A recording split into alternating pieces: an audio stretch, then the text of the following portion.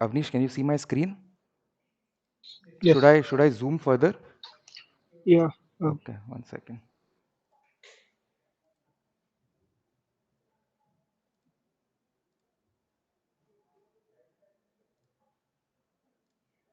This is better, Avnish? Yes. Yes. Okay, great.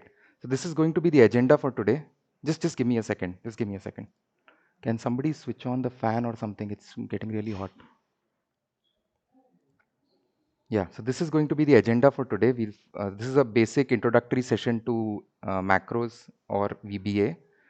So we'll start with an introduction. I'll share some tools that I have created so that you get an idea of what all can be done using Visual Basic, using macros.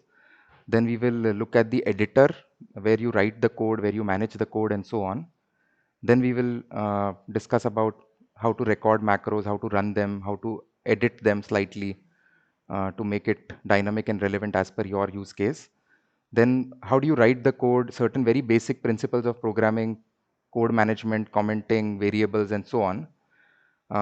And points 7, 8, 9 are very critical. So understanding how to link your code with an Excel object, which is a sheet or a range of cells or a cell, and then writing very basic decision structures like if some condition is satisfied, then what else, what kind of a thing.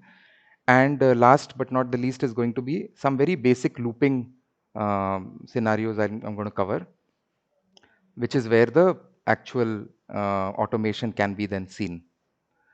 So that's the structure of today's session. I'm going to share this file with you at the end of the session so you can relook at it. I'm going to write all the code in this file itself so you can refer to it at a later point in time. Right. So I'm sure few of you may not have even heard of macros. You might have, or maybe just like loosely heard the term macros. So basically, if you are doing some tasks which are extremely manual in nature, and you can, while doing the task, you realize that this is something that is totally repetitive. You can write some very basic code for it and automate the entire process. So every single time, so every day, if you're doing, let's say, half an hour, 1 hour task, which is manual, you can probably automate the whole thing so you can get it done within a minute.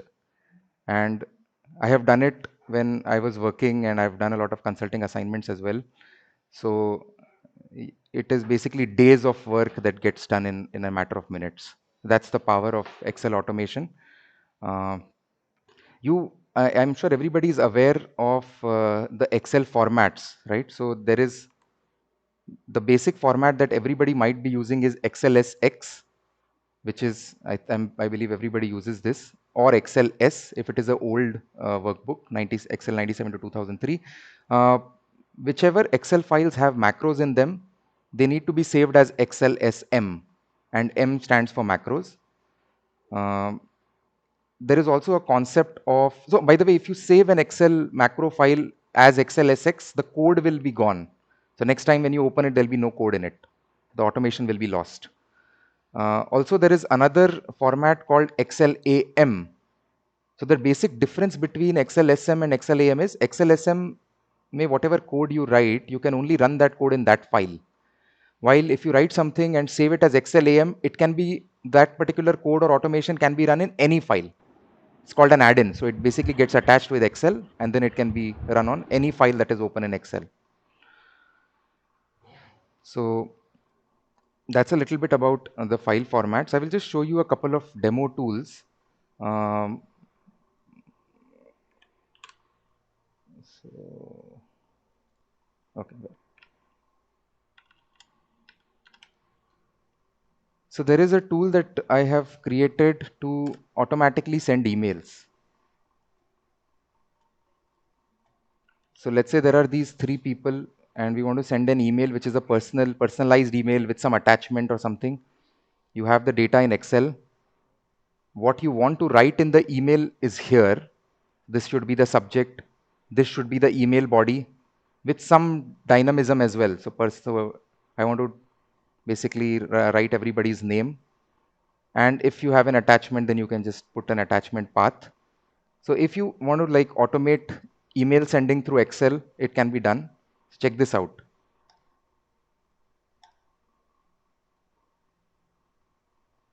You can see that in my Outlook, 3 new emails have come up as draft with the name of the person with the correct email,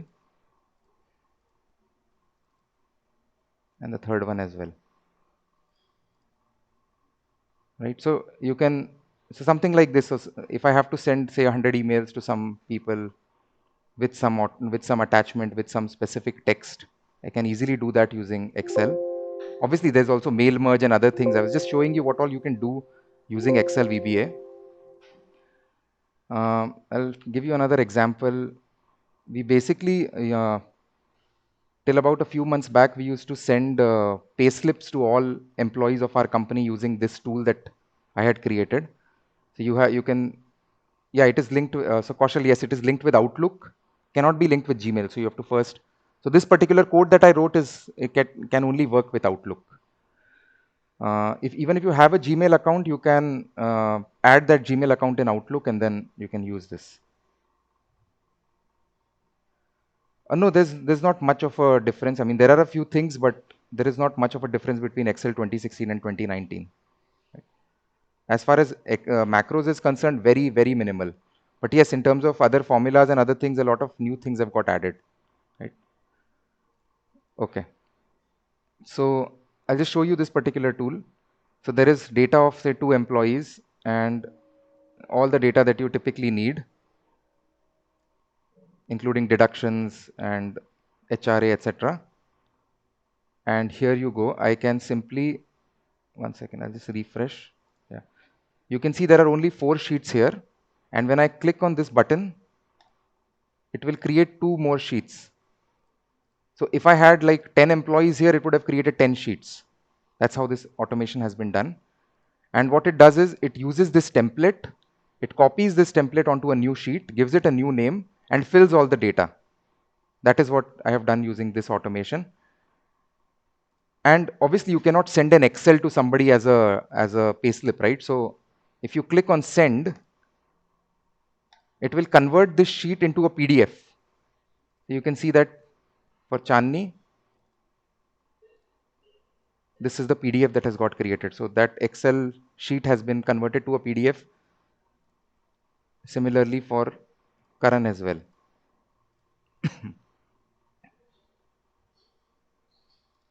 And I mean, I could have directly sent an email as well rather than displaying the emails here. I chose to display. So there's this setting that I used here, display. If I hit send, in the code I have managed that if somebody clicks on this, would that just display the emails. And if somebody has selected send, then send the emails directly. They'll be in outbox straight away. So another application of what can be achieved. So you can create multiple sheets. You can convert those to PDF. You can send them as email and so on. Another use case is when you have a number of files which are in the same template. Like for example, I have a few files which have data of people, right? There's this, then there is this. So I have 3 files in the exact same format. And if I have to consolidate all of these files into a single file, then I mean, typically what you do is you copy, paste special values, transpose, and then keep adding rows below that, keep doing all of that, right? So I have built a lot of such tools in the past where at the click of a button, you can consolidate the data from multiple files in a folder. So these are the fields which I have placed in columns. If I hit pull data, the code that I've written is it is asking me to select a folder. So I'm selecting this folder where all my files are there. I hit OK. It has opened each file, it has read each file, and it has copied the data here in columns. Right? If I do it again, it will keep copying the data below. Also created a very simple one-line code to clear all data. Clear. So obviously VBA is extremely powerful. If you know, I mean, if you know something beyond recording, how to customize the code, etc., you can solve a lot of your problems. You can automate processes and so on and so forth. Right. I'll share these tools as well with you. So you can, if you want, you can even go ahead and look at the code that has been written. I won't show the code to you right now. Yeah. Okay. So I've been talking about the word code, right? So, I mean, don't get bogged down too much if you've never done programming. Um, I've been teaching for almost 13 years. I mean, it's been a while since I actually taught, but a lot of my students are commerce graduates, and so they basically were non-engineers, so they did not have even math. It is some of the really good programmers that I know now are non-science background folks. So it is not impossible to know. It is, if you can understand, if you can build simple logic, there are some extremely powerful tools within Excel to understand the syntax and to create the syntax. You don't even need to remember a lot of stuff. It is just the programming logic that you need to know, right? Okay, so so how do you get to the part where you can see the code? So by default, you will not have this developer icon, developer tab in your ribbon. It's disabled by default. So you need to go to Excel options, and here customize ribbon. You can see the option of developer. So this must be unchecked. So you can check it, and then you will see the developer tab here. This is something that you will need if you are to write any code or any macros.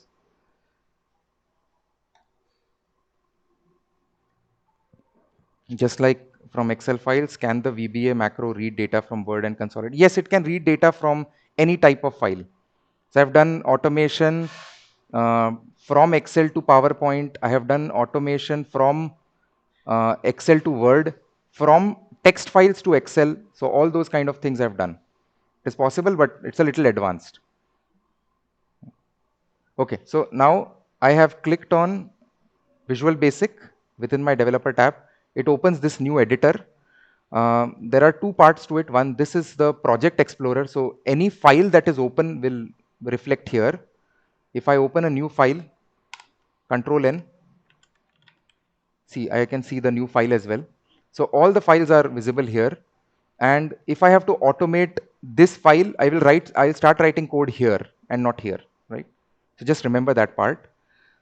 You write, there may be few things that, I may oversimplify for you. So whenever I'm telling you that something can be done in a certain way, it can also be done in a lot of other ways, right? But I'm not going to even touch upon those. I'm not even going to tell you guys about it. I'm going to keep this extremely simple, right? So just take it on face value for now. At this level, if you know this much, it's good enough. And then you can keep learning a lot of things. So for now, I'm telling you that you need to write your code in modules. So if I am to write any code in this file, I will click anywhere on this file. I will click on Insert Module.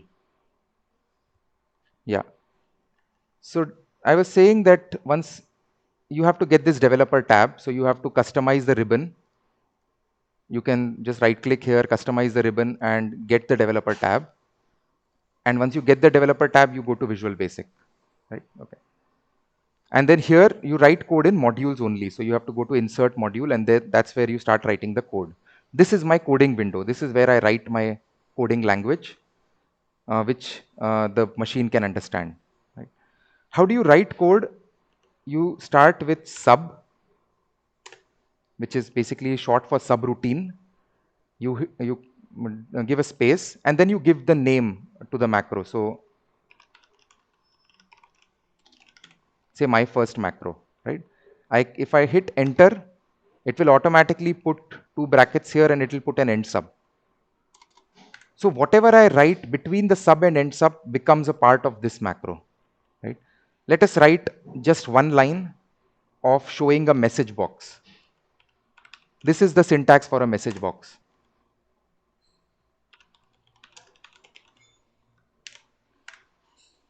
right? I've written this line. This is my first macro, so this line would be read. I will be able to see a message box. How do I run this macro? I'll just close this other file, book3. Yeah. How do I run this macro? It can be run by doing a number of things. What we will do is we will insert a button. So you go to developer tab, insert, select the button. It will show you a drawing option here. So you can just draw the button. You can give it any size you want. As soon as you draw the button, it will give you an option to assign any macro to the button. So you can select the macro that you've written, click on OK. If you have not done it during the first time, you can right click on the button and there is an option of assign macro. So you can assign the macro at a later point in time as well. You can rename the button. So I can see the cursor here. I just click here. I can give it any name that I want. Now when I click on it, it will show me that message. Hello world, the message that I had written there. So button is a very good way to run a macro. So it is very user friendly. But if you have to run something at the back end and you don't want to give it to any user, you can also click on macros. In developer tab, click on macros. It will show you the list of macros. You select any macro that you want to run and click on run. Right? Yeah, I'll show you how it is done again. You click on insert, you select a button. There are a lot of other things, just ignore all of them at this point. Just select the button and you can draw it. As soon as you draw, it will show you the option to assign a macro to it. I'll click on the macro that I want to assign and click OK. Now when I click on this button, it will run the code. Right? This is the Visual Basic editor that we were talking about. Once again, this is the Project Explorer where you can see all your files, all the files that are open. This is the part where this is the coding window where you write your code in modules. Right? If I want to write more macros, I can either write in the same module or I can insert a new module. Depends on how I want to segregate the code. Right? It's not case sensitive. Nothing is case sensitive in VBA. So even if I write, you can see M capital, B capital, right? I'll write it as small. It will automatically make it presentable the way it is supposed to be. Yeah, but whatever I write here, this is my string. So whatever I write, obviously it will be case sensitive. It will show the message in that particular way. Right? Any very basic programming principles, whatever is a string or a text that you define, always comes in double quotes, between double quotes. Right? So just keep note of this. Okay. So what I will do is now I will show you how you can record macros. You can rename module as well. It's pretty simple. You can, I don't know how to rename it, but yes, you can rename. Oh yeah, right. So there is a properties window, which you don't really need much unless you are working with forms or certain complex things. So here you can rename the module. Yeah, good. I'm liking the way you guys are asking questions. So yeah, be involved. Great. Okay. So I want to show you how to record a macro. The reason why I'm doing that is I want you to know that you don't need to remember a lot of syntax. There are only few things that you need to remember, which I'll tell you today in today's session. Okay. Yeah, VBA is I believe the VBA, C, etc. are very simple, quite similar as well. Including the way you write loops, etc. is pretty similar. Okay, so the way you record macro is there is this button in developer tab called record macro.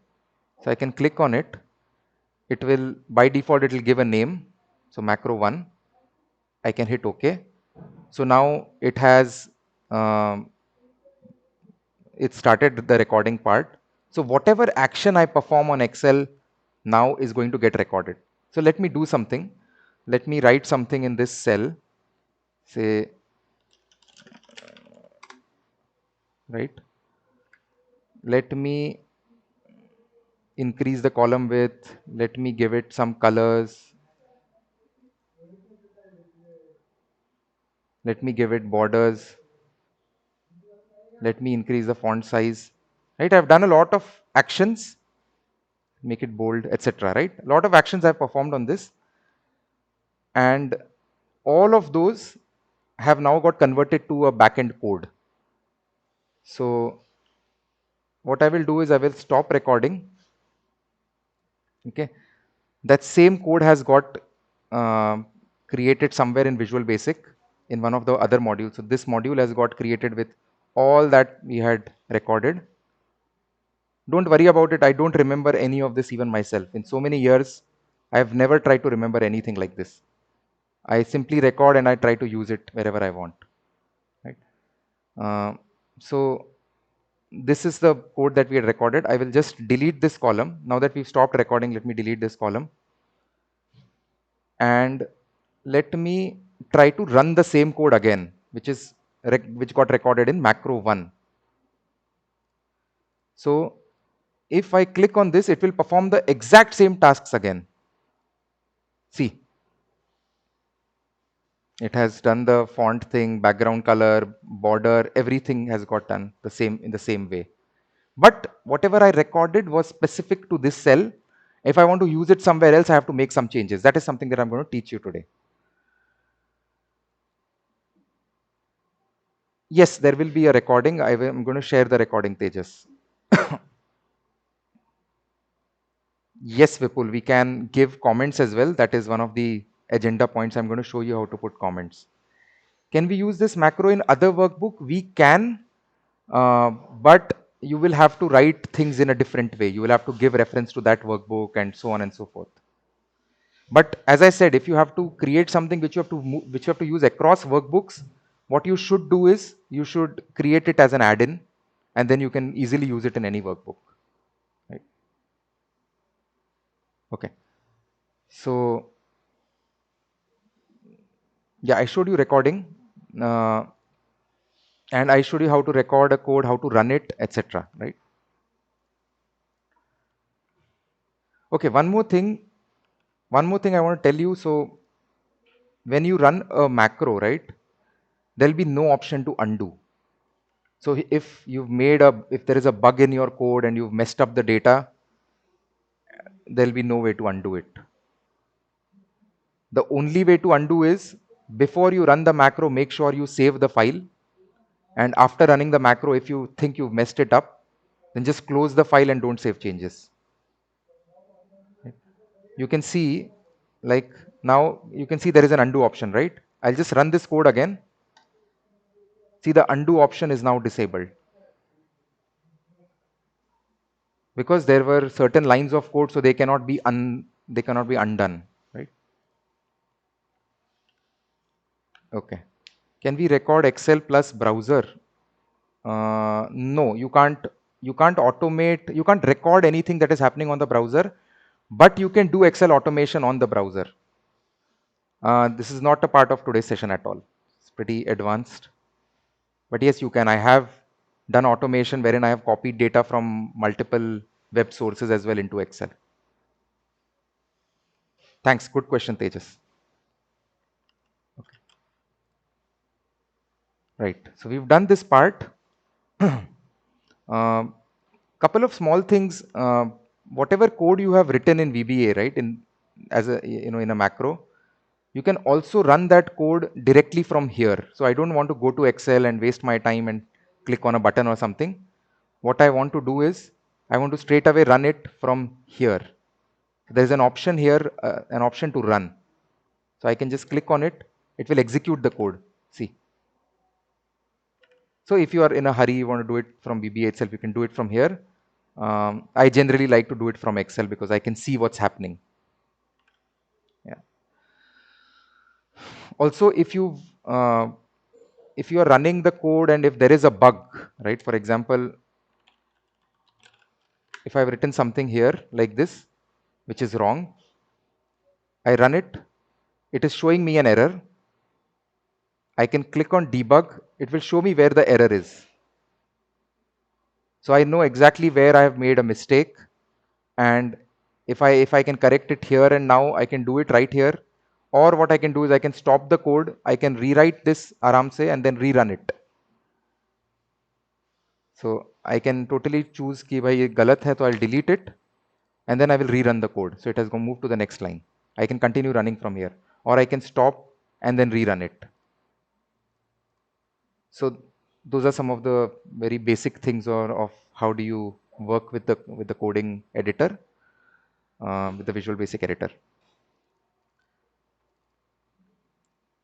So yeah, so let me tell you about how you write comments. So basically, this language is not very basic human language, right? So if you want some other developer to also understand your code, you can just write something as a simple in simple English, right? So I can write um, code to show a message box. So whatever I want to write in my own language, which I want the compiler to ignore, I will start with an apostrophe, and then I'll write this whatever I want, and I'll click somewhere else. It'll make that green in color. So if I have a long code, I can see all the green components very easily. I don't have to like look at individual lines. So I know how the code has been commented, what comments have been given. I'll show you an example of the other code that I have written here, consolidate data. See, it's a slightly long code, and the way I have, see the way comment has been given, error handling, changing this, initializing variables, etc., etc. So it's very easy for somebody to read through, right? You don't worry about this code. Don't get bogged down. Uh, to be very frank, I made it today in like 10 minutes, and I just did some Google search. I got this code from this place, and I only made a few changes. So I don't even write code anymore. I take something from Stack Overflow or somewhere else, and then I just make the required changes. Coming back here, yeah. So now you know how you have to write comments. Some another very basic thing is, yeah, you can see how the code has been tabbed, right? So if you do something like this, it's very easy for somebody to read. So it's better to like write something like this so that you can see it's very easy for me to understand, to read the code, kind of even try to leave some lines where things are not connected and so on. Anyways, I'll come to this a bit later. So yeah, so far so good. At least the basic part, I think everybody must have kind of understood. Okay. Yeah, cool. So I'll I want to tell you guys something about how do you uh, maybe introduce a new concept of variables. So let me write a macro here called,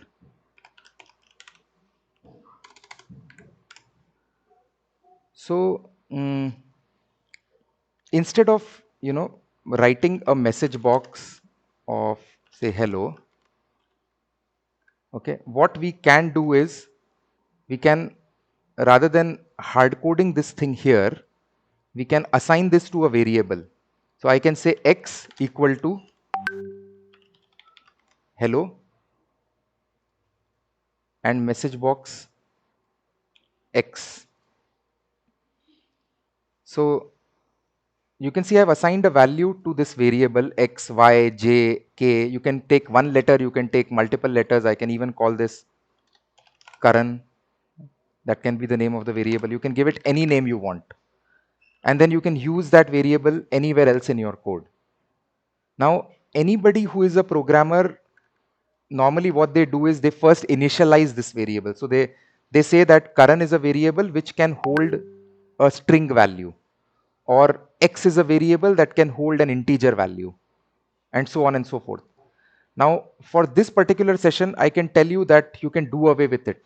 It is not compulsory for you to initialize any variable and assign it a data type. You can simply use any variable, any term you want anywhere, whether that is x, y, z, whatever you want, you can use it anywhere, right?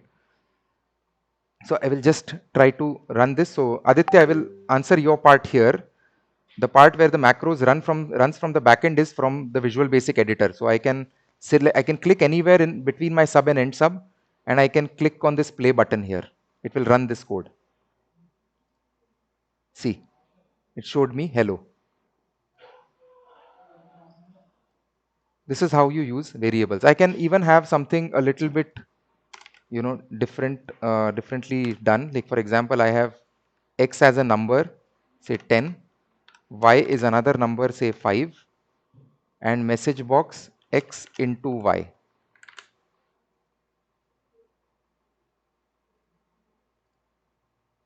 10 into 5 is 50. So yes, you can use variables, you can perform operations on them, do whatever you want. Also, one very basic thing for people who've never written or seen a code is that whenever you are writing any code, right, and you run it, you compile it, or you execute it rather, it runs in a line. So it runs from top to bottom. So first it will run this line, then it will run this line, then this line, then this line, then this line. It will go sequentially. It will not go from bottom to top or any other way. And the way to show that is there is a shortcut F8, or there is an option here, step into or something like that. Anyways, it's somewhere. So I'll just click on F8. I'll just press F8 button, sorry. So it has, since I was here in this, since my cursor was inside this macro between sub and end sub, it executed this macro. It is not executing this macro. It will only run one macro at a time. Right? If I want to run this, I'll click here and then I will run this. If I want to run this, I'll click somewhere here and then run this.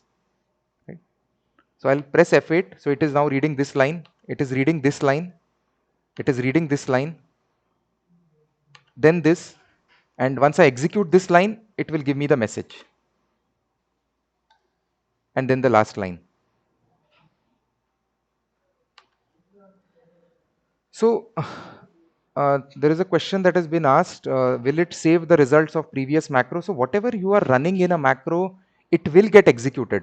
The file will not get saved. The file will not get saved till the time you go ahead and save the file. So whatever you are running, it has run, the changes have got made in Excel. Just one sec. The changes have got made in Excel, but the file has not been saved. If you want to save, you go ahead and hit save. By the way, there is also a save option here. So let me make this very clear. You don't need to save this code separately.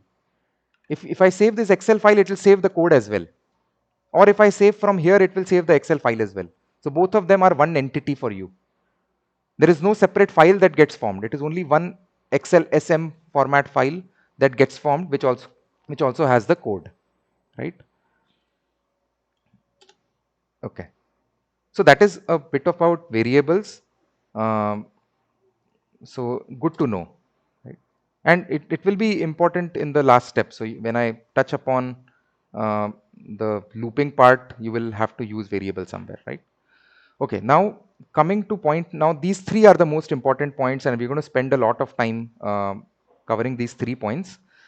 So the first one is, how do we understand Excel objects in my VBA code? So let me write a code here. Let me write a new macro, say my macro 4. So from this macro, if I have to reference any sheet or any cell within a sheet, I have to use certain type of syntax. So I'll tell you what that syntax is. So everybody knows that Excel has sheets and there are cells within the sheet. You can call them cells, you can call them a range or so on. So if I have to refer to say sheet 2 and cell C4, I will write like this: sheets, bracket open. I can give the name of the sheet. So I'm talking about sheet 2. And whenever I give the name of a sheet, I have to put that name in double quotes. Sheet 2, close bracket. This is how I have referenced the sheet. Now within the sheet, I have to reference the cell C4. So I will put a dot between them. I will write range, again bracket open double quotes, C4, bracket close.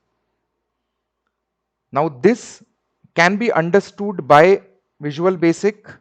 that I am referring to sheet 2 cell C4. Now what about this? Say for example, I want to put a value in this cell. So there is, after you put the object in this way, you have to mention what property you want to change. And in 90% of the cases, you are only going to work with one property called value equals any value I want to write here, Excel.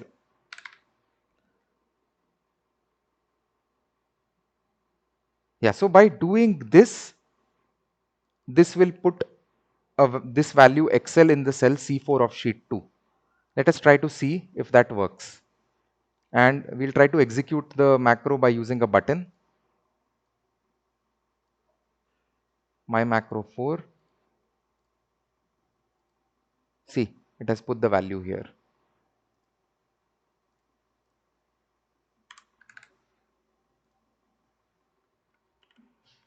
So this part of linking Visual Basic with our Excel objects is extremely critical. Without knowing this, you cannot do any automation in Excel.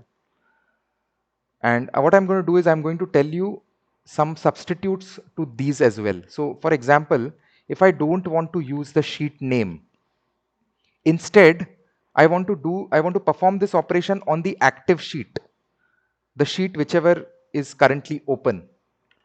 What I can do is I can write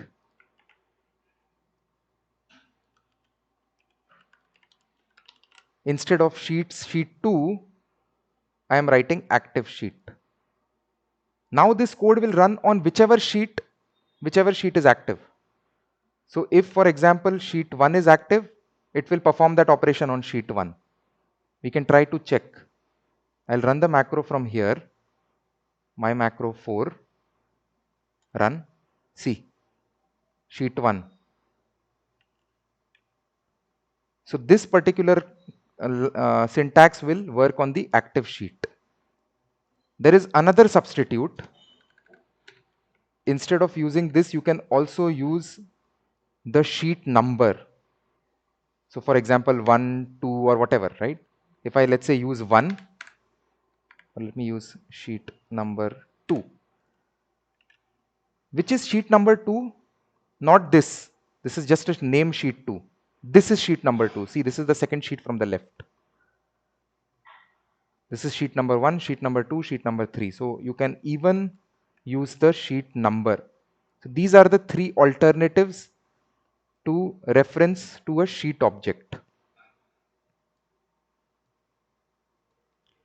Now, is there a substitute for this? Yes, there is a substitute for this. And that is something that is most commonly used. Instead of writing range here and range C4 or something like this, I will write something like cells. Okay.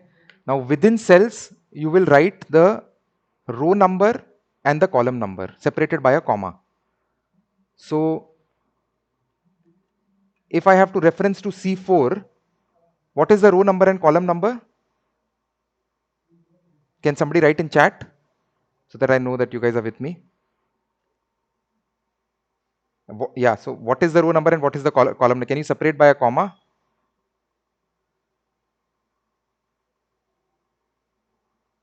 Okay, so I think, yeah, most of you are on the right track, and a lot of people get confused. These are rows, right? So C4, may 4 is the row, and column is C, which is third column, right? So it is 4 comma 3, like this. So most of you have got it right. Great. This is something that I use very often. And I'll tell you why you need to move away from something like this. If I have to automate a task in multiple columns, it is easy for me to say 3 and then increment it by 1 column, 4, then 5, then 6. But to convert from C to D to E is not easy, right? That is the reason why this is the kind of syntax that is generally used. This or I would say sheets 2 dot.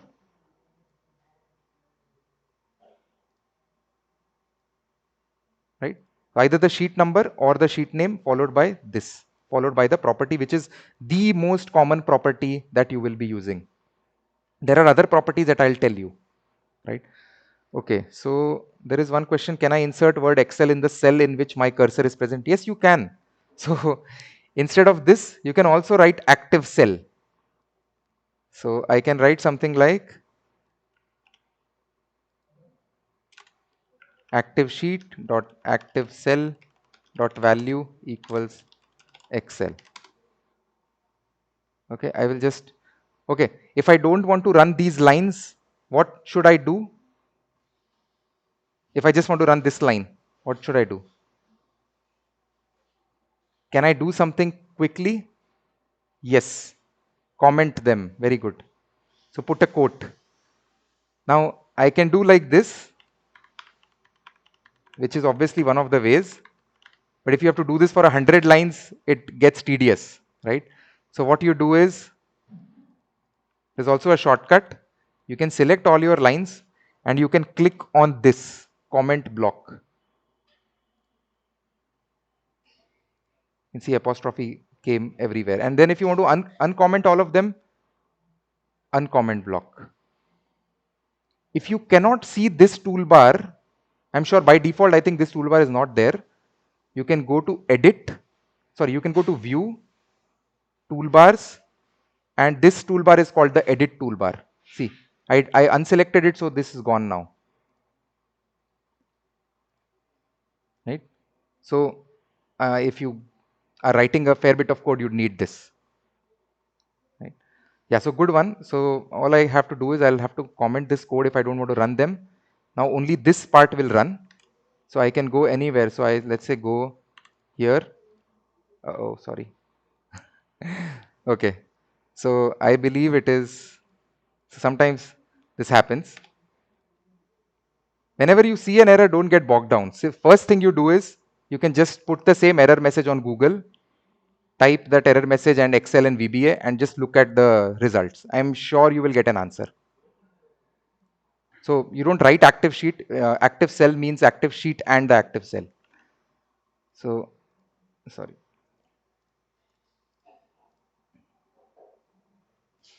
Right. Okay, while automating, we would have to represent our columns and rows as a variable. Yes, you're right, Aditya. We are going to get there eventually. Okay, Prerna is asking, if we have to keep changing the rows and columns, do we have to keep repeating the syntax? No, obviously not. I mean, if you have to do that, then you rather do it in Excel. So there is a way to automate that, to auto increment the rows and columns. I'm going to get there. That is the last part, which is looping. Right? So now that you guys have understood this, I believe there was a question regarding if you have to perform some operation in some other workbook, in some other file altogether. Even that can be done. So basically, before sheets, if I write workbooks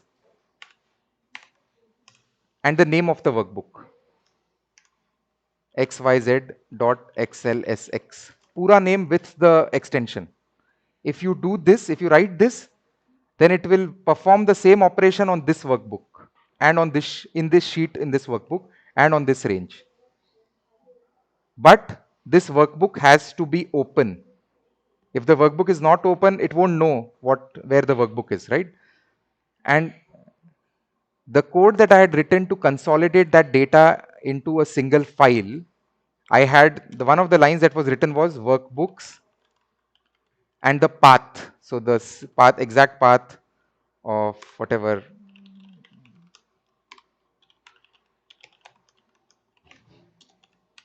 This was the, sorry, so it was basically workbooks.open and followed by this line, the path. So even if you have to, like, for example, if the file is not open, the first line you want to write is you want to open that workbook and then you want to perform any action on that workbook. This is how you do that. Otherwise, if the workbook is open, then you don't need to write this. This is good enough. Active workbook can work over here, yes, but I would totally not recommend that, because it's, in fact, even active sheet is something that I don't like. I mean, things are not in your control when you write active sheet. So let's say if the code stops somewhere, right? If there is a bug and the code has stopped somewhere, and somebody goes to Excel file, changes the sheet, it will run on the different sheet then. So this is not in your control, active sheet and active cell and all that. So it is always best to write something like this. And even this, active workbooks, I don't recommend. What would we do if we want the value in the current cell and delete it from the previous cell we had gone to? So Aditya, for that, you will have to write a code, but it's not possible, to be very frank, because if you have run this code and the active cell was something else at that time, and you are running it again, it won't know what the active cell was the last time. So you will have to specifically select, like mention that clear this cell, so and so cell, right? Okay, so Kaushal is asking, while opening extension is .xlsm and once it is open, the extension is xy. No, no, no, no, no, no, no. Sorry. So I was just giving an example that this is an example file name. It could be xlsx, it could be xlsm, whatever. You know the file name. Whatever is the file name, you write that. Okay, cool. I'll comment this because when you try to run this later, it will give you an error.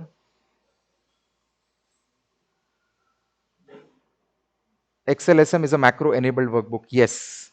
So when we started, I was telling about different Excel formats. So you have to save your Excel file which has macros in XLSM format only. If you save it in XLSX, the code would be gone the next time you open it. If you change it the next time, if you change it, right, if you save it as an XLSX later, all the code would be gone.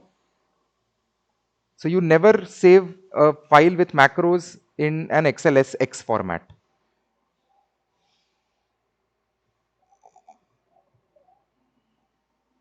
Okay.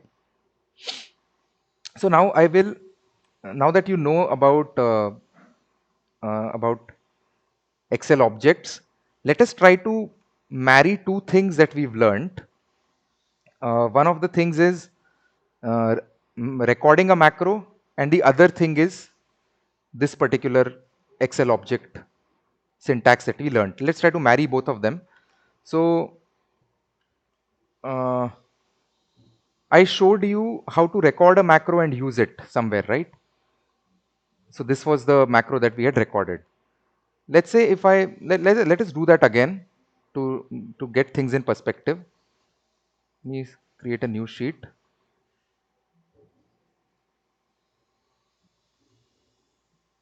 Okay, there are a few questions that have come up. One second, let me answer those questions first. Can we write a macro in an XLSM file and run it on open XLS file? Yes, you can run. If your macro is in one XLSM file that is open, you can run that macro in any open files, whether that is XLSX or XLS or XLSM, doesn't matter. You have to give the reference of that file in the code with the actual exact name. You can run anything on any file. Divya is asking, my file name is abc.xlsm and change to def.xlsm. Then we need to change in the code as well. Yes, we need to change in the code as well. Right? Unless what you do is you give an option to the user, you select the file. Okay, and you give this folder picker that I showed you in one of the code, one of the tools, right? So if you create a file picker, which is very easy, if you just Google on it, Google about it, you'll get it. And then the user selects a file, then there's no need to even give the file name. You can work with the file that has been selected in the file picker. How to copy and update the formula in all the cells having data. How to copy and update the formula in all the cells. Uh, I have not understood this question very well. So let's do one thing. Let's answer this question later after the session, at the end of the session maybe. Can we write a macro in an XLSM file and run it on open XLS file without making it? Yes, you can. Yes, Ashish. Yeah. Okay, great. So we'll now try to record a macro and look at the recorded code, and we will try to make it dynamic. Okay. So I am recording a macro in which I am say doing two things. I am giving it a background color and I am giving it a font color. Like I've only done two things for now to keep it simple. The code has been recorded. I will stop recording. Okay. Now I will look at the recorded code in Visual Basic Editor. So I go here, module 3. This was the macro 2 that has got recorded. All right. You can see this code. So if you look at it carefully, you can see that it is working on, okay, forget about it, right? Let's say I try to run this code somewhere else. Say I have this cell, few cells with some data. Let me insert a button, link it to macro 2, which is the recorded macro. What I will do is I will select this cell, click here. See, it has worked on the selected cell. If I select this cell, it's working here. Obviously you won't be doing this, right? I mean, you would want your code to probably run on certain cells that you want the code to run on and not select every cell first. So if you carefully look at the code, this part is something which is basically generated, which even I don't remember, right? I don't remember what is it that will give the background color yellow, right? I don't know how to make the font color red, which is why I recorded this code. But you can see this part. So this whole action is working on the selection, right?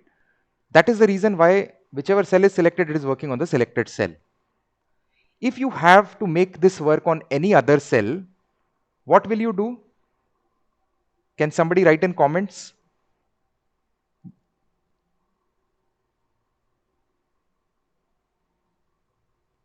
Assign value to generic. Change selection to what, Ashish? Cell, range, use range. Okay, Vaibhav, you've kind of got it. Give reference of that cell. All of that is, yes, most of it is correct. So this object, Excel object model that we have learned, we are going to use it there. So I will copy this. This you can copy anything you want, right? I will put it, I'll replace selection with that. Look at this carefully. I have not copied dot value from here. I have not copied dot value because value was a property, and now we are working on this property called interior, this property called font. We are not changing the value by running this code. We are only changing the background color and the font color. So that is the concept of property, and most of the time you will work with value property because you're updating values. Few times you may work with giving some color or something, and then in those cases you will anyways record. So you don't need to remember these properties at all. What you need to remember is this Excel object that you have referenced here instead of selection. Now cells 4, 3, this will work on sheet 2.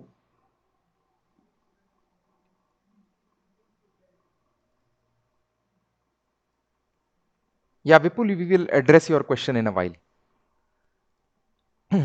So let me change the sheet to sheet 3 just because I want to work on sheet 3 and say cell 4, 3.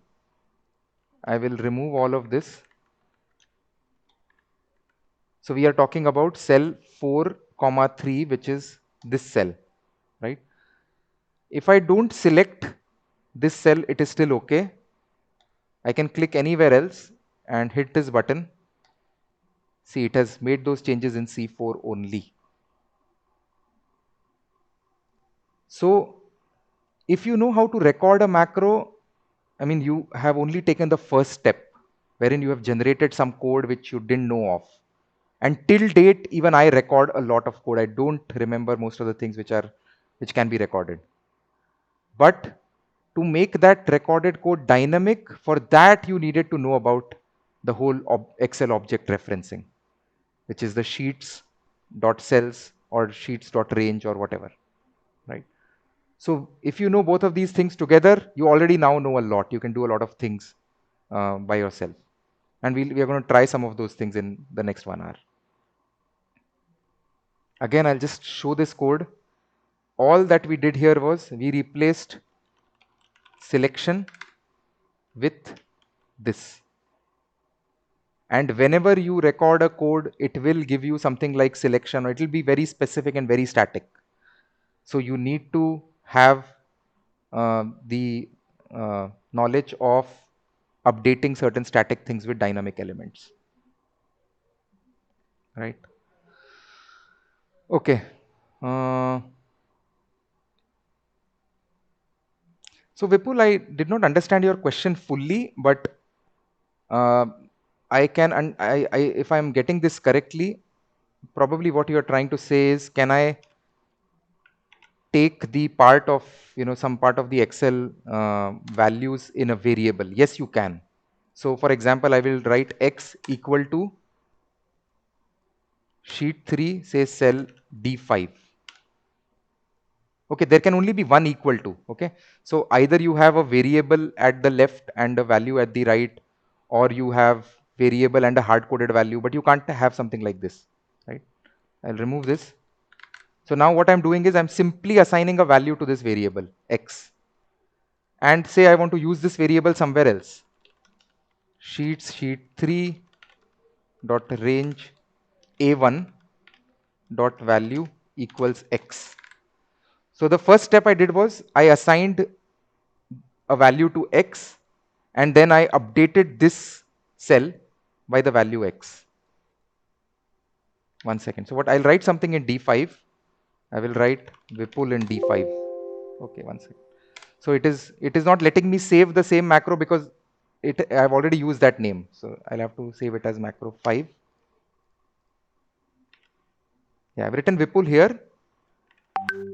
So by running this code, the first step will be that the variable will get the value Vipul.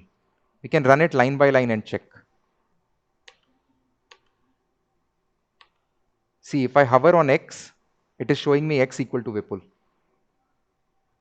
Now, if once we run this, sheet 3 cell A1 will have the value Vipul.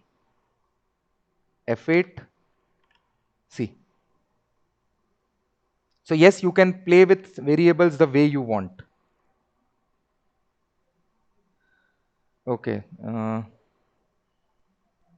If I have data in multiple cells and I want to perform a macro on such cells, can it be done? Yes, it can be done. We are just going to get there, Taral. Great. Okay, what I'll do is I'll create a new sheet. I'll complete this last line. Yeah, okay. So let's take an example of, say, in the first column, I have marks out of 100 in a particular course, say 50, 80, 30 of multiple students, right? So this is, say, student 1, student 2, 3, and so on. Say still from 1 to 3. And here I want to write whether the student has passed or failed. So I want to write something like pass, pass, and fail. So anything below 40 is, let's say, fail, and anything above 40 is greater than equal to 40 is pass. So for doing something like this, what will you do? You will write an if formula, is what everybody does, right? So you will write something like equals if, you open the bracket. So what is the logical test? This value is less than 40, comma, value if true, fail. If it is less than 40, fail, comma, value if false, pass. This is how you write a simple if formula in Excel. Enter. And I can copy this formula till my last row. This gives me the result, right? Now, if we have to do the same operation using VBA, which is macro, what you will do is you will create a decision structure which has an if, then, else in Visual Basic. This is the most important building block of automating something, right? I think most of the cases where you'll write some code, you will end up using if in the code. Right? So let's write something here. I'll create a new module just so that we start fresh.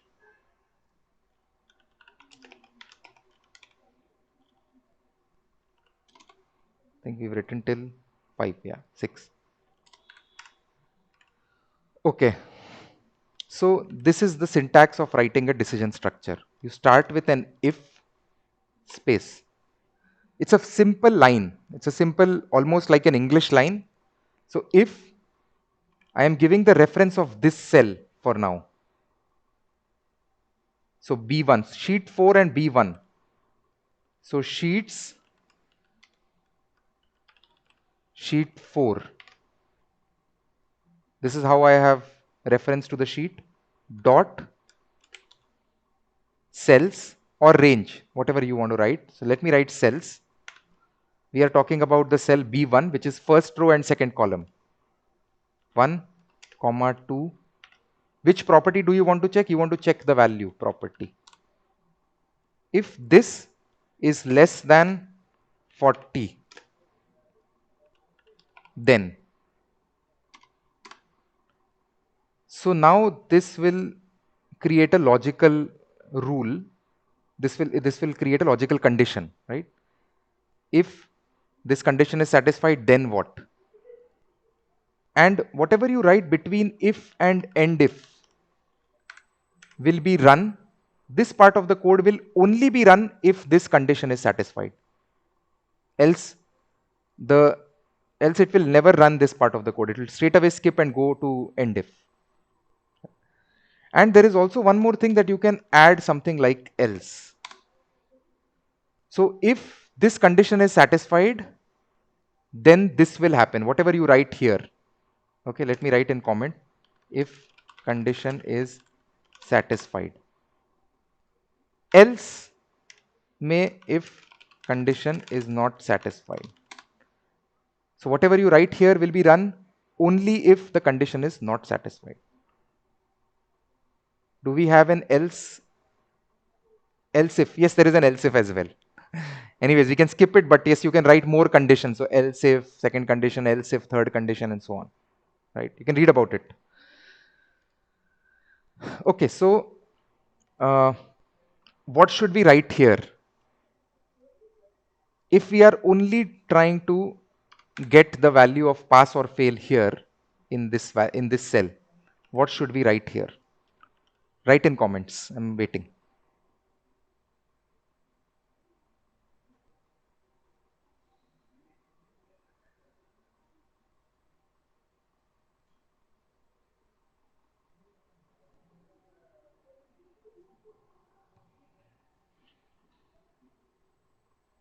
Arey bhai, just write the actual syntax that you're going to write there. Not like that. So it won't know where to put pass, right? Okay, so there's something interesting by Shobhit. Sheet 4 dot cells 1 comma 3 equal to pass. That is absolutely perfect. Yeah.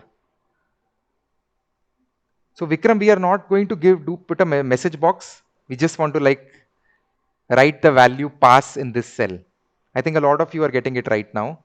Anusha, whenever you write a string, a hard-coded string, it has to be in double quotes.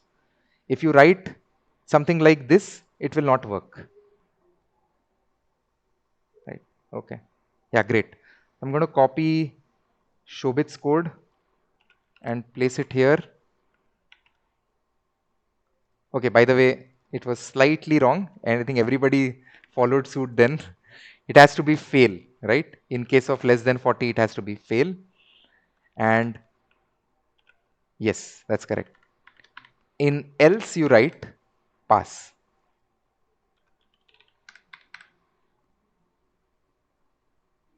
Yes, correct. So this is what you're going to write. And typically what I like to do is whenever my code is run fully, I like to put a message box at the end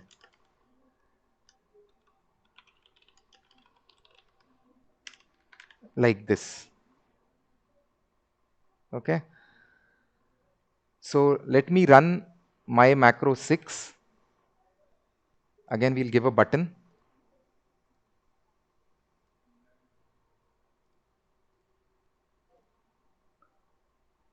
It should put the value pass here. It has put the value pass here. If I make this, if I reduce this from 50 to say 30, rerun it, it has changed from pass to fail. This is not a formula, okay? This is a hard coded, this is a proper value of Excel. So the same for the same, so the way the formula must have been written is the same logic, right? It is just trying to do the same thing, absolutely the same thing. Now, I mean, obviously what you would want is you would want to check for all the values which are there in say this column, right? So there may be multiple students, there may be multiple different types of, let me just get,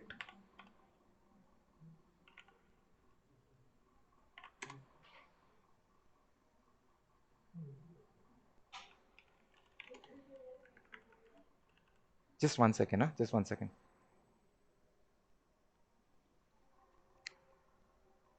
Yeah, sorry. So if I have to perform the same operation for all of these rows, 15 rows, obviously we cannot write this line everywhere, right? So we will have to create something where the same line gets run for all the 15 rows. For which what we'll do is, let me create a new one, my macro 7. So we will $B1. Okay, Aditya, we'll get there. I think you're overthinking this. Okay, Vaibhav, this is not a valid syntax. One uh, colon n is something that will not be read. There has to be a comma. But you are on the right track, I would say, to an extent. Yes, but you have to use a loop. Okay, I will show you how the loop is created. Okay. Before I use that loop here, what I want to do is, let me call this my macro 8. Let me create a my macro 7.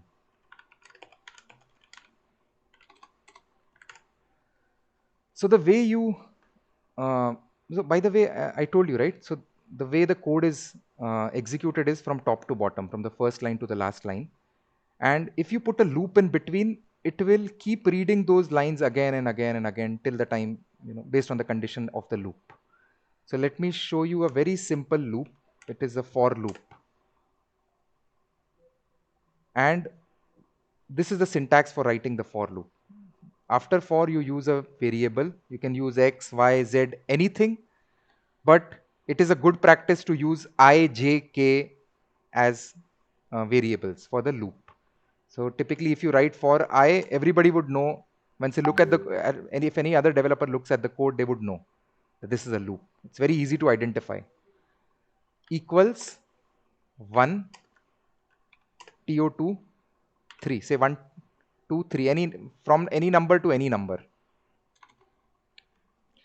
And you have to write, so the way you wrote end if after if, right? That's the same way you have to write something like next.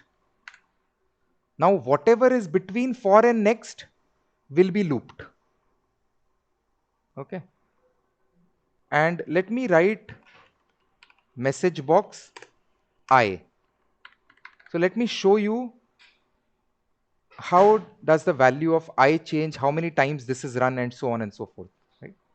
Okay, so let's try to run this line by line. So I'll press F8. Good. Okay, it has entered the loop.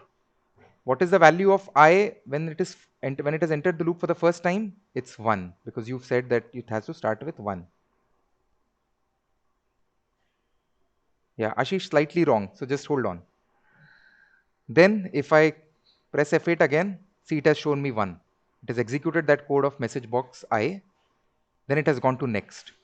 Now after next, it will automatically increment I from 1 to 2. So now I is 2. It is again reading this line with I is equal to 2. Now it will give me 2 as the message.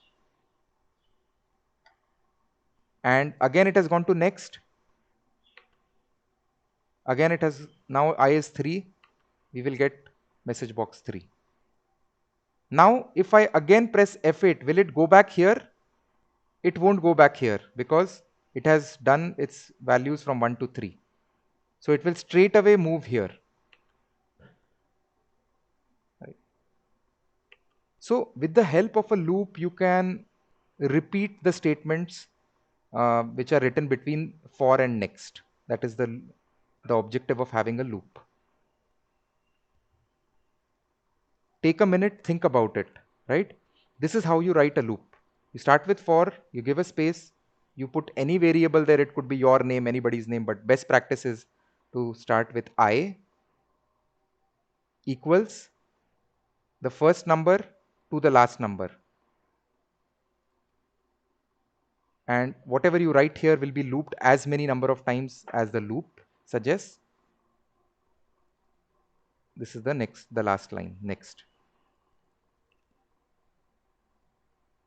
So coming back to this problem, if I have to run the same line from rows 1 to 15, what will I do? I will write for I equals 1 to 15. And after endif, I will write next. Okay, this was what I was telling you about, that if we tab things, right, it becomes very easy to read that this for is ending here, this if is ending here, and so on. Now, I want you to tell me if this will work and it will solve our problem. Will we get fail pass everywhere by running this code? Look at it carefully.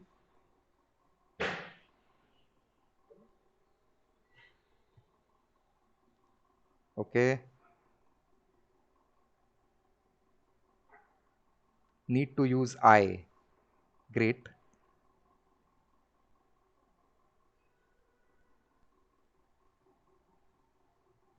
Okay, so Divya has gone one step ahead and she's told us replace 1 with I. Yep. Yes. Okay, perfect. So yeah, that's great, Shobit. So now, even if we run this code 15 times, it will always run on the first row and second column, first row, third column, and so on. So if we have to make it run on your rows from 1 to 15, this row number has to be replaced from a static hard-coded 1 to my variable I. Right? And if I am checking ith row, obviously I want the output in the same I row.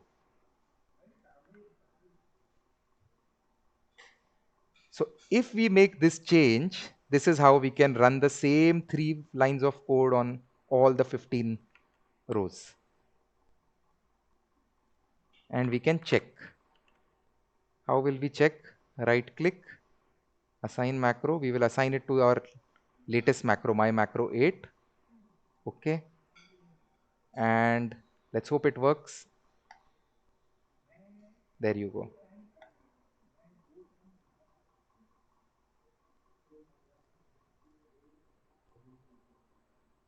So it was basically combining a decision structure and a loop together, and the concept of Excel objects.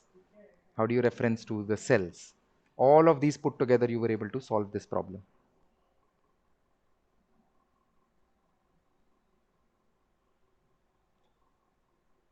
Right? Take a few seconds, look at it once.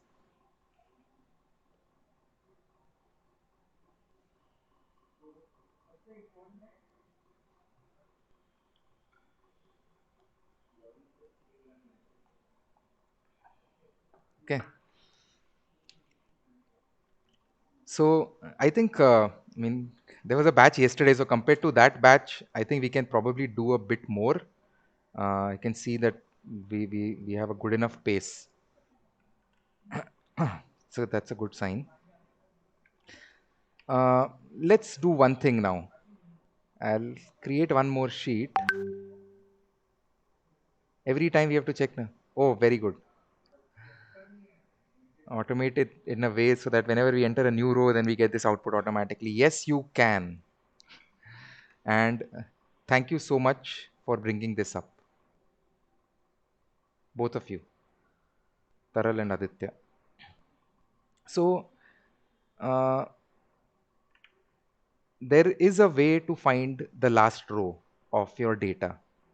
And um, once, and there is a bit of syntax to it, to be very frank. So I'll tell you how the syntax has been created. I'll tell you the history of it. If you start from here, from the last row of Excel, and you do a control and then up arrow, you will come to the last row. So this strategy has been used to arrive at the last row in the code. So basically, and for doing that, I mean, you need to replace 15 with that last row variable. And typically, the way we do it is we don't write that big line here. Instead, we create a variable called last row. That's the normal name that you can give to a last row. You write equal to, and then you write that part of the code which will give you the last row. So sheet 4 dot, and you will have to remember this, right? So I'm going to share this sheet with you. You'll have to remember, and you'll know how to get the last row every time. Rows dot count, comma. I want to do it on the first column, which is my main column. So comma 1 dot end Excel up dot row. As you can probably understand that I started from the last row first column. I did an end up. I did a control upward arrow. So I got this. Whatever cell I got, I want the row property of that cell. This is how this is structured, right? And at least for the first 1 year, I was having a cheat sheet which I used to use. But now obviously I remember this very well because must have used it like a million times. So this will give you the last row.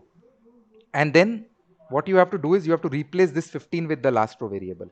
That's it. Job done. And we can check if it works, right? Let me add few more students, say 18. Let me add some values as well. Let me clear this. So I'll run it one line at a time to check if we are getting the value. F8, F8, F8.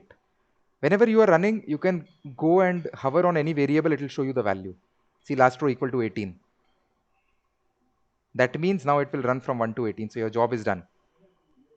Okay. I'll stop it here and we will run it through the button. See, if we clear this data, extremely dynamic now, right? This is how you make your selection dynamic. But yeah, brilliant questions. And I think we are going pretty well. Okay, now let's take one step ahead. Now this loop, right? This is still a one-dimensional loop. So you're only going from top to bottom. Can we go from top to bottom as well as from left to right? Yes, we can. Okay. Sumit, yes, I will explain the code quickly, no problem. And you can also refer to the video again. Yes, I will share my cheat sheet, surely.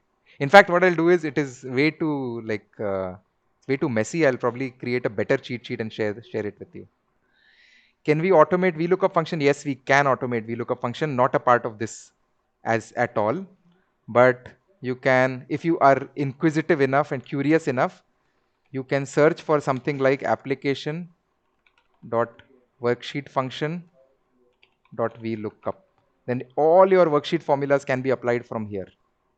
Okay, I won't get into it at all. So you can do it, and if you have questions, I mean, do write to me. I mean, I enjoy solving problems, so would be happy. Uh, yeah. So I was just explaining this code.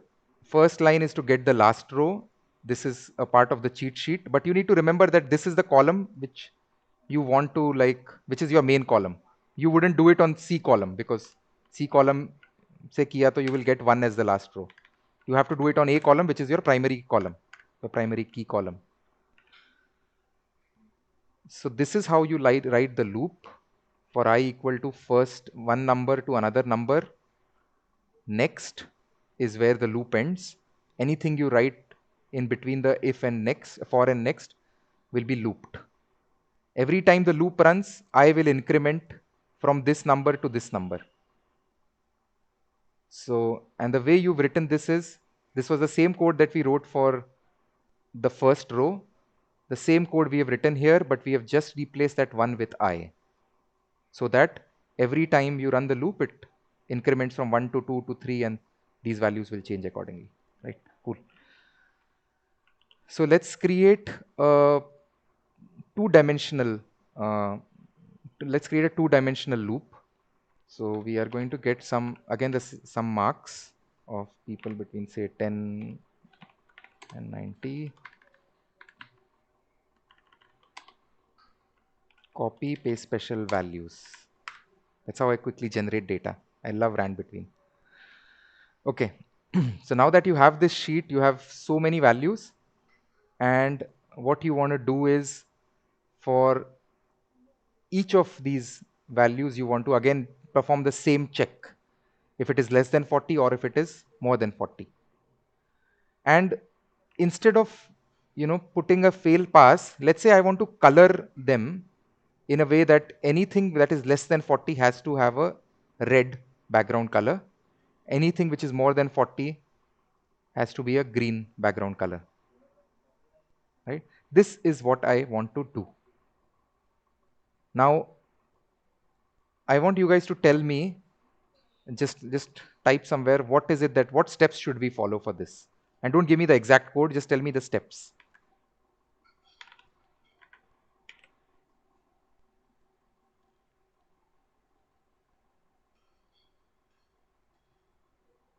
Record macro and embed it. Okay.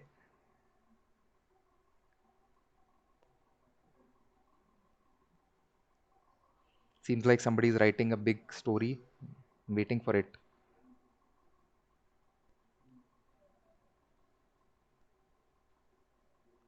Double for loop. Yes. Record macro while doing conditional formatting. Okay. Good solution, Abhijit. Very creative.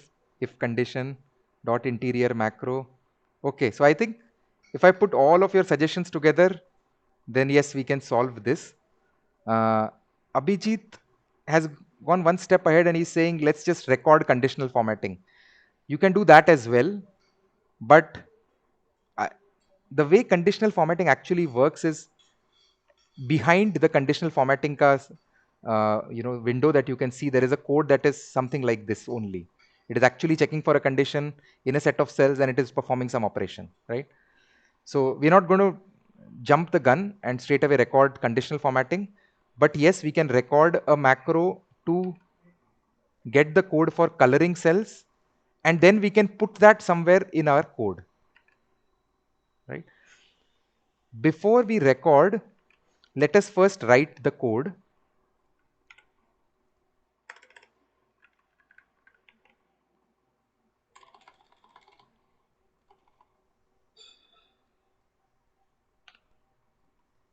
Avnish, what do you think? It's a good discussion, right, this time?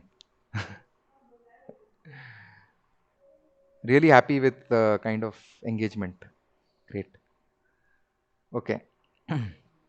And for now, yeah, okay, we can still have the last row, no problem. For I equal to 1 to last row. This is something that we will remove because we don't want fail and pass anymore. I'm going to remove this. We are going to put something else here. Now, this loop is only going to go from top to bottom. So we need to use another loop for going from the first column to the fifth column, right? So what we will do is inside this loop, I will put another loop. Again, start with the for. And instead of the variable I, we'll use the variable j this time. This is again a very standard uh, syntax that people use. They use I, j, k as variables for loops. Equals 1 to 5.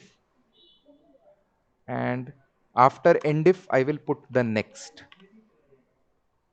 See the way I am tabbing the code, I'm like indenting it. It is giving me a much better picture. So I know where my I loop runs, where my j loop runs, where my if and if runs. Very good strategy to do that. I hate reading code which looks like this. And I get such kind of code like a lot of times. So not fun to then be able to like understand the code easily. Understand the coding. Okay. So here I am just writing a comment color red. Here I am writing a comment color green. Right. So we need to write the code for red and green here. Before that, tell me if we need to make any change here in any of the lines in this code. Which line has to be changed, which part has to be changed. And this is my sheet. Column to J, yes. Yep. So Vaibhav, Shubham, think I'm sure a bunch of you have figured out that we cannot hard code this number 2 anymore. We have to use a dynamic variable that will change in value every time the loop is run. So instead of 2, we now use j, right? And what we will do is I will, for the time being, I will remove this. Okay, for the time being, I'm going to remove this totally. So I'll do a control X and put it somewhere else. Say I will put it here, right? I'll just park it here for now. What I will do is I will write a message box I ampersand to join two things. Then in double quotes hyphen and j. Just to know, just to see what are the values of I and j when we run this code, right? So, and this could be pretty useful for you if you have to join strings, if you have to join text with variables, you can use something like this. Ampersand helps you join things. Okay, let me run this one by one. F8, F8, last row is 7. So when the first time it goes in the I loop, I will have the value 1. And the first time it goes into J loop, it will have the value 1. So what will I get? First row, first column. After this, it will not go to this next because it will have to first increment the J loop. It will first have to totally finish off the J loop and then only it will exit the J loop. So if I do an F8, now the value of J is 2, while the value of I is still 1. So we get first row, second column.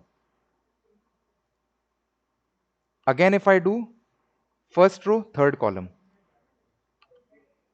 first row, fourth column, first row, fifth column. Now that it has done all 5, I hit F8, it will exit this loop and it will go to next. Now it will increment I. So I is now 2. And J will again go from 1 to 5. So I is 2, J is 1. Second row, first column.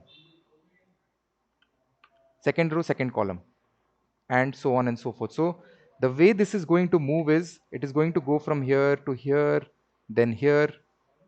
This is the way it is going to read each and every cell by using these two loops. Okay. I hope this part is totally clear and we can proceed to the actual code that we wanted to write. I'm going to leave that as it is and write the code here in the in a new one, which is my macro 10.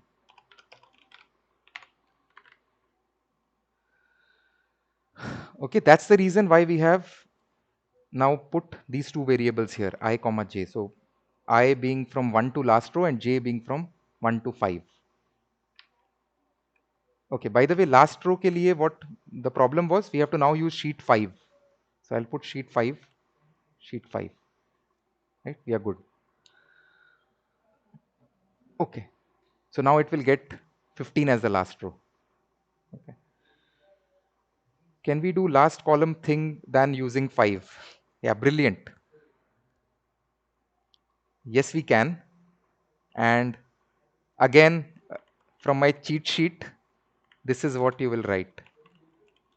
I always give it the name last call equals. You'll have to refer this in the cheat sheet.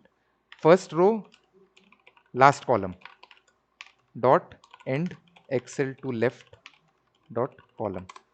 You have to remember this code or keep it somewhere handy, like to be able to use it everywhere. So this is how you can get last row as well as last column. And very good that you brought this up, like really appreciate it. So instead of 5, now I've mentioned last call. Well, it is not mandatory to learn coding. That's what we are trying to do here. I think most of the folks here don't know coding. And we are trying to, in 2 hours, we are trying to learn as much as we can in terms of at least getting started. So now you know where to write code. Now you know how to refer to an Excel object, how to do very basic automation, right? And if you keep uh, going forward, if you want to learn more, I mean, feel free to write to me anytime. I'd be more than happy to help you guys out. Okay. Yeah, great, Ruhani. Great for last call. So now we have to color red and green, for which we are going to record the code. And what I will do is, okay, I will record the code, developer record macro. Okay. First, I will color it red. Let me get the red code. Then I will color it green. So I'll get the code for coloring green. I'll go to developer. I'll stop recording. We'll go to Visual Basic and check this code in macro 3. You can see there are 2 bits of code. One is, and both are very similar looking except for maybe this color, dot color, right? Which shows that this is red and this is something else, green, right? So I will pick this up from here and I will place the red code here, right? I will indent it so that it looks nice. Same thing I will do with green as well. I will pick it up from here. I'll place it here and indent it so that it looks nice.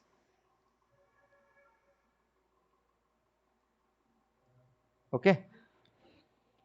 Now I want you guys to tell me, will this work?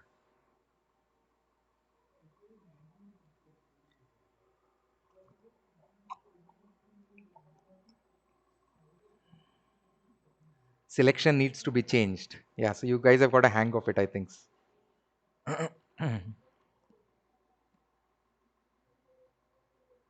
Selection, is there auto indentation? No, Rohan, there's no auto indentation, unfortunately. I don't know if there's any other tool, but I don't think so.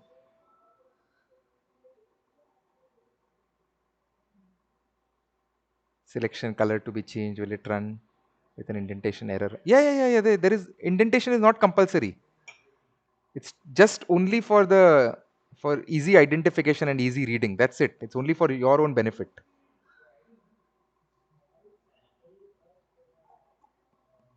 Okay, so we will change selection to the cell that we are talking about. Can we put if condition? So, I mean, there's no need to put an if, I mean, another if, frankly. You've checked the condition here of so and so cell, which is ij, and you just need to copy this, and whichever cell you are checking for the condition, that same cell you have to color. So you'll copy and you will paste it here. Same, either red or green. Right? There's no need to put another if condition anywhere. It's totally redundant.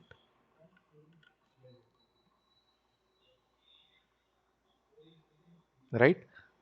So now this will work. This will color that specific cell I comma j.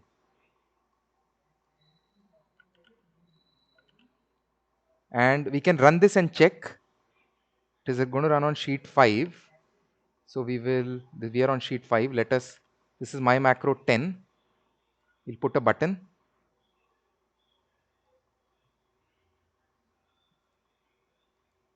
My macro 10.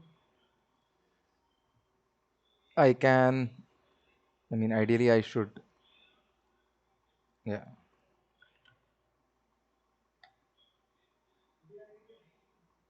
Here you go. I can add more numbers.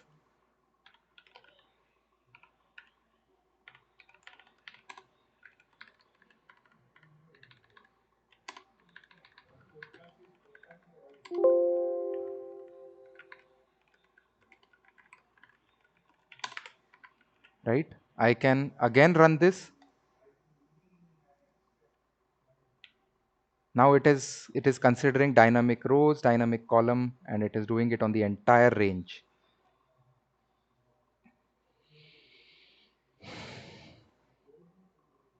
Right?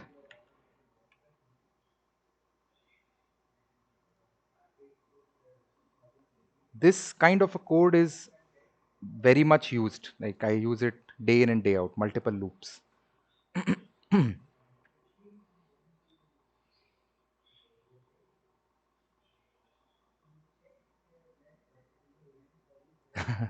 Yeah, so if time permits, yes. Otherwise, we can connect maybe sometime later today also, no problem.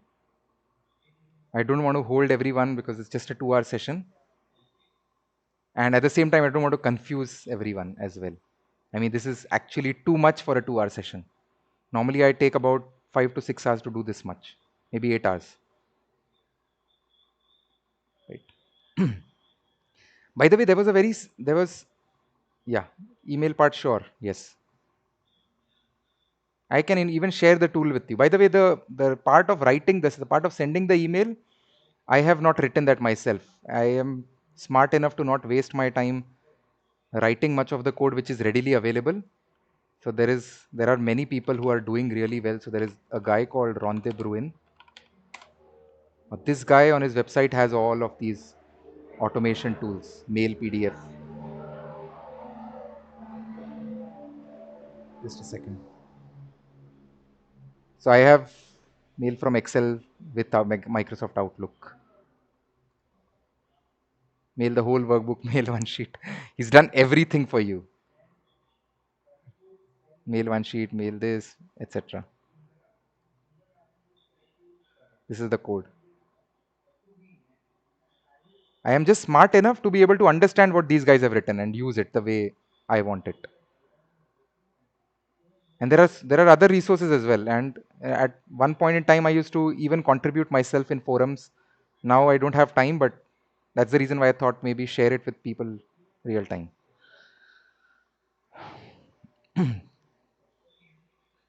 Yeah, I'll show you some part of the code for sure, no problem. Yeah. By the way, there was an much easier way of doing this, which I normally don't do, but you can do something like that as well. And I'll show you that once. One second.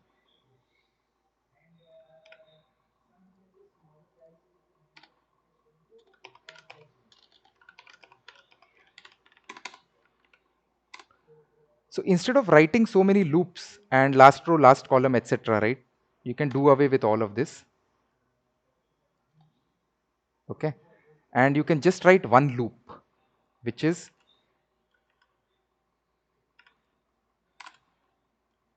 for each loop. And for each may what you can do is, rather than mentioning rows, columns, you can just say for each any variable my cell in selection. So now this code will run on all the cells which you have selected before you choose to run this. Again, this also ends with a next. And obviously here you cannot have ij because now I and j are not there at all.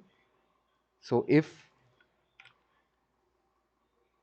my cell dot value is less than 40, then this, else this. So this will now run on the selection. Okay, let me show you. Say I've only selected this patch. Okay, this is my macro 11, right? So I'll copy this button, Control V, assign to my macro 11. I've selected this range. See,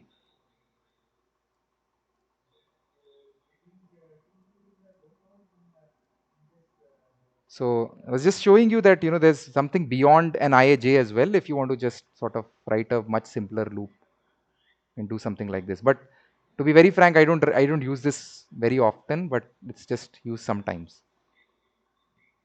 A lot more things can be done, like if you have to do something on selection, maybe you can also do something like, say,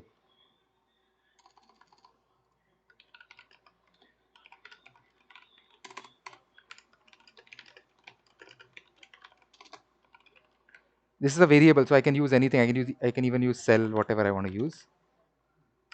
uh, Equal to, say I want to use an upper function, right?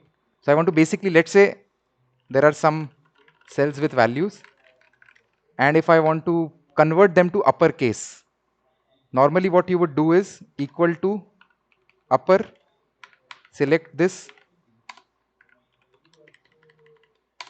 right? And then copy, paste special values, and then delete this, right? So not required all this. You can straight away convert all of this to uppercase directly. So I've selected all this, equal to application dot worksheet function dot. Okay. Sorry, sometimes even I forget. So as I was saying that a lot of our worksheet formulas which we use are here. But if you want, I mean, if something is not there, you can just Google it. Just Google how to convert characters to uppercase in VBA. So you will get the name of the function. It is ucase. That's it. So for each cell, just convert the value to uppercase. And my macro 12, let me copy this. My macro 12. That's it.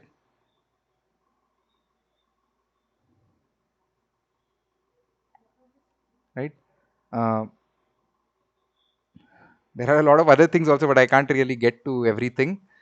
You can probably even define shortcuts to run something. So rather than having to even press a button, I could have had a shortcut as well. So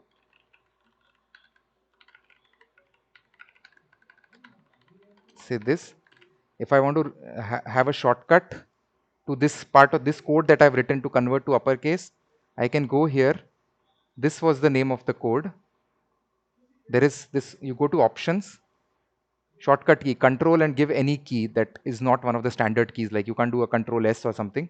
Say I want to use control Q. Okay, close. So now I'm selecting this and I'm just doing a control Q. Right? So not even a button, you can just even use shortcuts, you can do anything. Okay, a few comments have come in. Hi, while recording a macro, if I insert a sheet, then Excel automatically considers sheet X. Okay. Yeah, Taral, so life is a little difficult. You might not be able to use recorded macro that easily, but let me just address this particular issue once.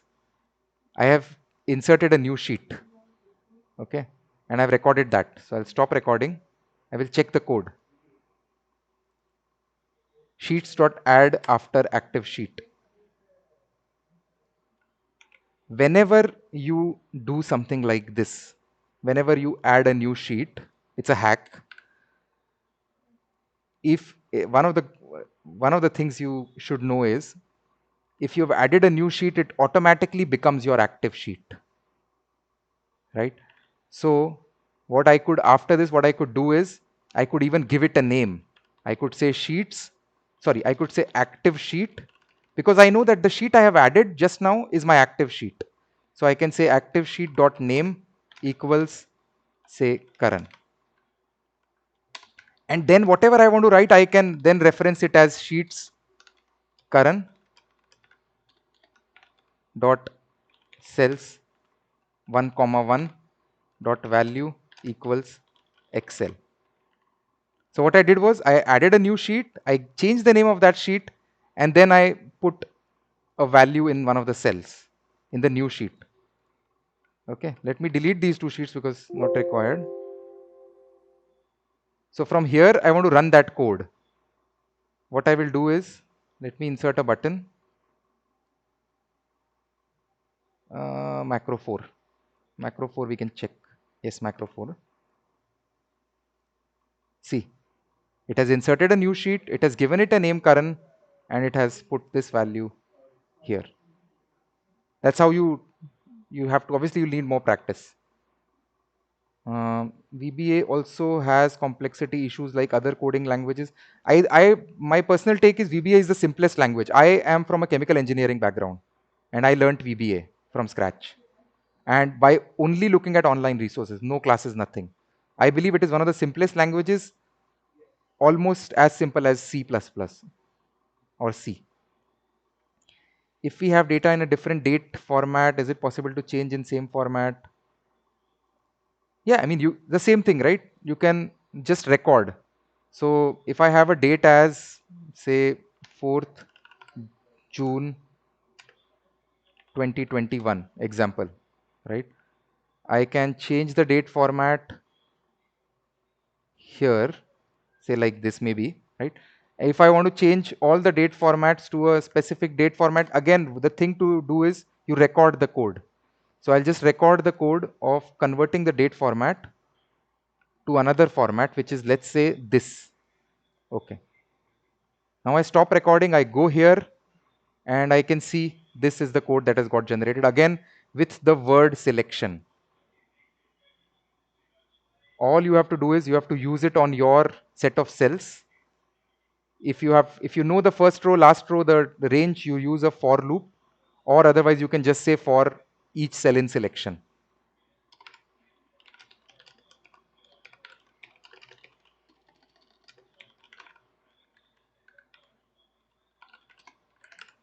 And just write this object here.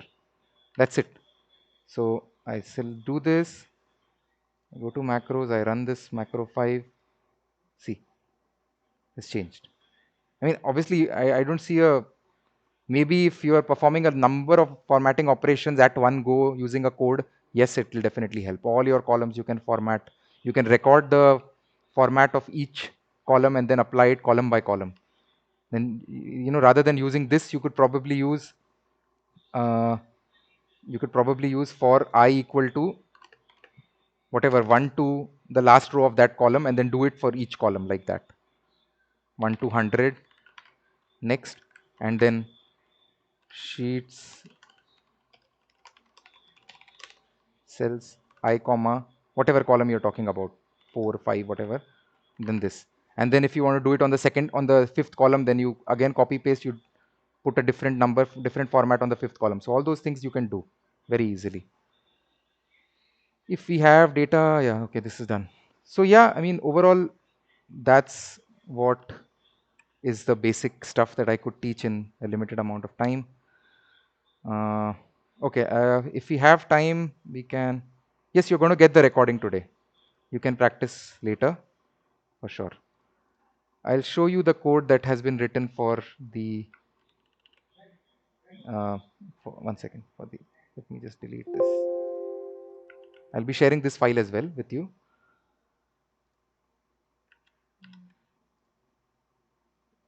Mm, mm, mm, mm, mm, mm. I'd rather like to show you this one, consolidate data. Okay.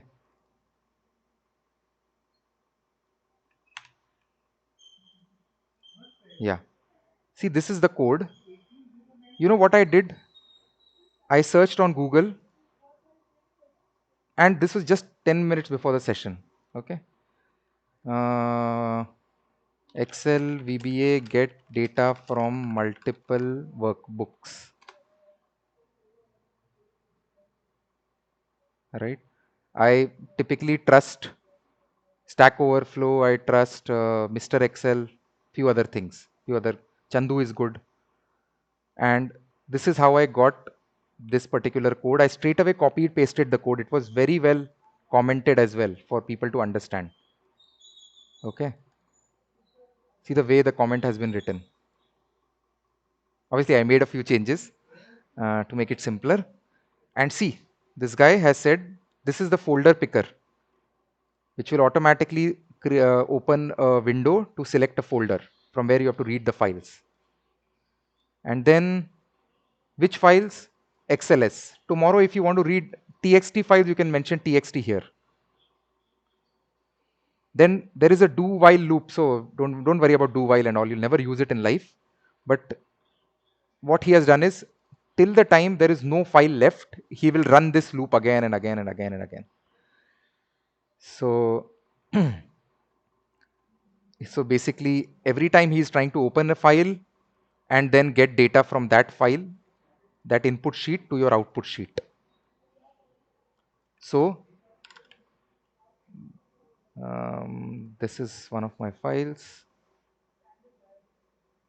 See, data from cell C2 will come in column A.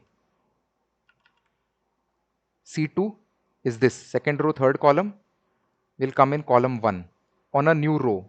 Every time I am reading a new file, I am incrementing the row where I want to publish the data. That's it. I mean, there's no big deal at all. Then you've. So this is the only part that I wrote, to be very frank with you. Everything else was already written. I didn't do anything.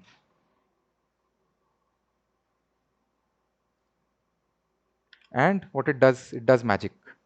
All you need to do is, 1 second, close this, pull data.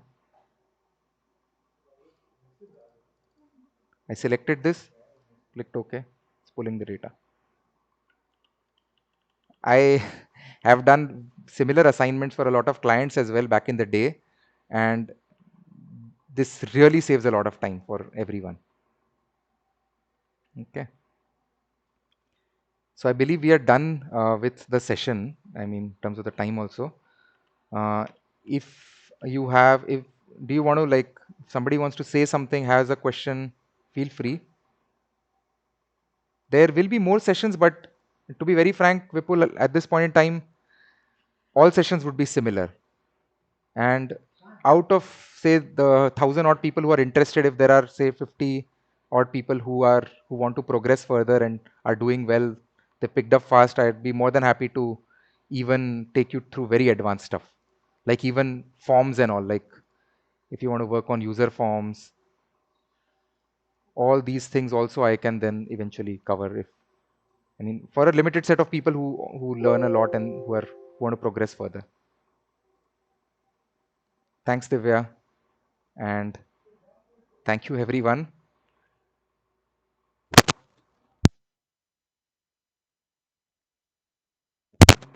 Sorry. Don't worry, there may be, I mean, I'm sure we'll probably get to meet again.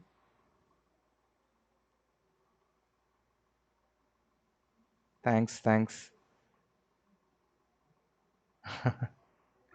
It is an endless experience, trust me, and it is endless exercise. I still learn new things every day. Yep. Vipul, I will share some references as well. There is including a basic PBA book, which is an e-book. I have that, so I'll share that as well with you guys, everyone. I hope it was worth your time, and I certainly had fun today. Will you be sharing the chat sheet or the cheat sheet? Sorry, I was actually referring to chat. Yeah, cheat sheet will be shared surely. Give me a day or two just to compile it and give it in a much more presentable way. Thanks, Ayush. We really had fun. Activity, Manoj, we can connect later offline for sure. Radhe Sham, we can expect something next month, July.